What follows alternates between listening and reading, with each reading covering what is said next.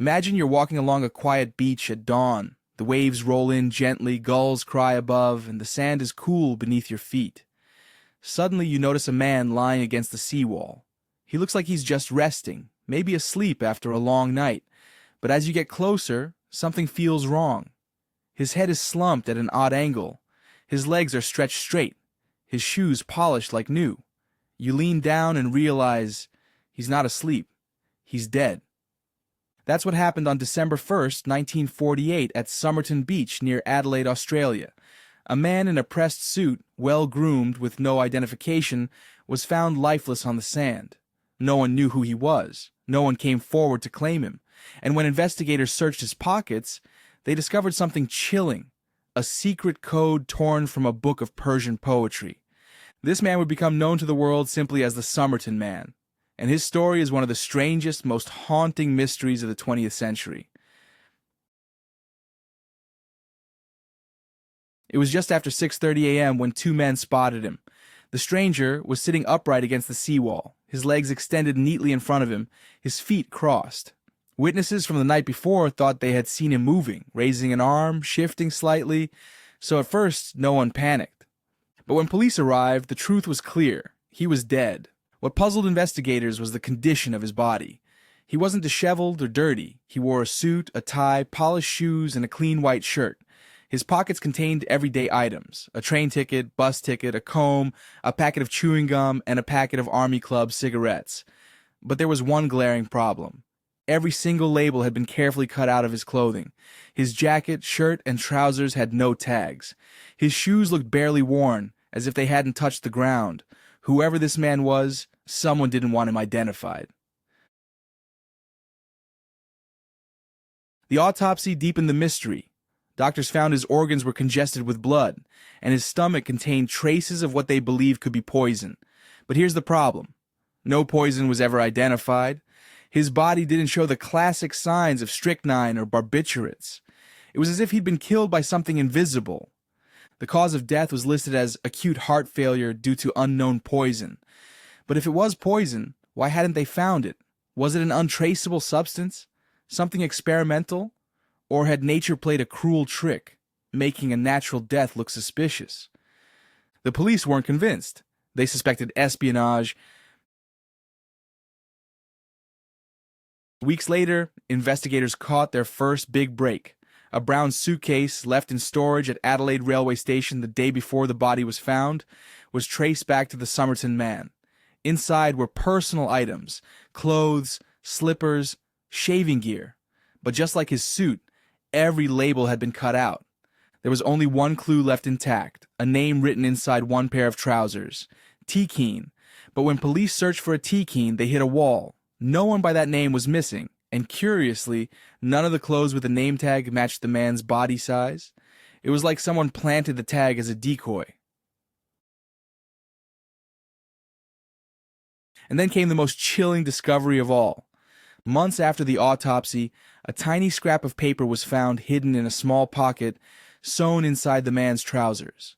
On it were two words, printed in elaborate script: Tamám Shud. The phrase in Persian means "it is finished" or "the end." Police quickly realized it had been torn from a book, the Rubaiyat of Omar Khayyam, a famous collection of poetry. But where was the book? Incredibly, a man later came forward with a copy he found discarded in the back seat of his car, parked near the crime scene. The final page had a jagged tear, and it matched perfectly with the scrap found on the body. Inside the book were two things: a faint phone number and a strange code, written in capital letters that looked like some kind of cipher. This wasn't just a dead man anymore. This was a riddle. The phone number scribbled inside the book led police to a woman known as Jestin, a nurse who lived nearby. She admitted she once owned a copy of the Rubaiyat and had given it to a man years earlier. But when shown the Somerton man's face, she reacted strangely. Witnesses said she nearly fainted. She denied knowing him, but investigators weren't so sure. Who was she protecting? Herself or him? Adding to the strangeness, the nurse had once been linked to an Australian army officer named Alf Boxall, to whom she had also given a copy of the Rubaiyat. Investigators briefly wondered if the dead man was Boxall. But when they tracked him down, alive and well, holding his copy of the book, Complete with an intact last page, the mystery only deepened. And then there was the code. On the inside back cover of the book, scrawled faintly in pencil, were 5 lines of random letters. WRGOABABD, MLIAOI, WTBIMPANETP, MLIABOAIAQC, ITTMTSAMSTGAB. To this day, no one has ever cracked it. Cryptographers around the world have tried, military experts, amateur code breakers, even university teams. Some think it's a one-time pad, a code that can only be solved with a specific key. Others say it's just gibberish, a meaningless scribble. But when paired with the nurse, the mysterious book, and the possibility of poison, the code looked a lot like the fingerprints of espionage. This was 1948. The Cold War had just begun. Australia was heavily involved in intelligence sharing with Britain and the United States. Soviet spies were active in the region. Was the Somerton man a spy? Some think so. His untraceable clothing, the poison with no antidote, the secret code, all point to intelligence work. The location also raised eyebrows. Not far from Adelaide was the Woomera test range, a highly classified site for missile testing. If he was a spy, had he been caught and silenced? Others point to the unusual condition of his body. His spleen was 3 times its normal size, his stomach engorged. Some doctors believe this suggests a rare poison, one that would have been almost undetectable at the time. Exactly the kind of tool a spy would use. But if he was a spy, why leave his body in plain sight? Why not make it look like an accident? Unless, of course, it was meant to send a message. For decades, investigators chased every possible lead. A ballet dancer missing from Sydney, a logger from Queensland, an American sailor. Each time, DNA or dental records ruled them out. In 1978, Australian writer Stuart Littlemore aired a television special, suggesting the Somerton man might have been poisoned with digitalis, a drug derived from foxglove plants. But without samples, the theory couldn't be proven. In the 1990s, Professor Derek Abbott of the University of Adelaide became fascinated with the case. He noted the man's ears had a rare genetic trait, and his teeth were missing 2 lateral incisors, another unusual feature. If a family could be found with the same traits, it might unlock the puzzle. For decades, the Somerton man's body lay in an unmarked grave, but in 2021, authorities finally exhumed him. Using advanced DNA testing, genealogists worked to trace his ancestry. In 2022, Professor Abbott announced a breakthrough. The Somerton man, he claimed, was likely a man named Carl Charles Webb, born in Melbourne in 1905. Webb was an electrical engineer with a troubled marriage.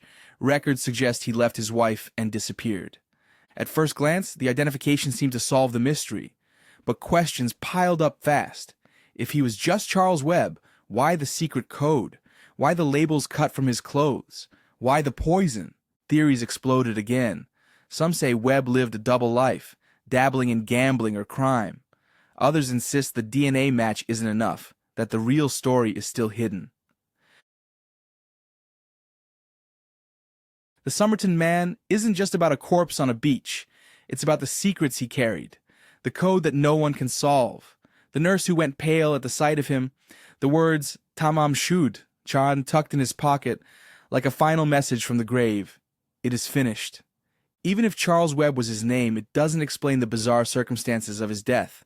Was he poisoned? Was he a spy? Was he a jilted lover leaving a message in poetry? Or was he someone history will never truly allow us to understand? Walk along Somerton Beach today and you'll see families picnicking, surfers riding the waves, and tourists taking in the view. But if you pause near the seawall and listen, you might feel the echo of that December morning in 1948.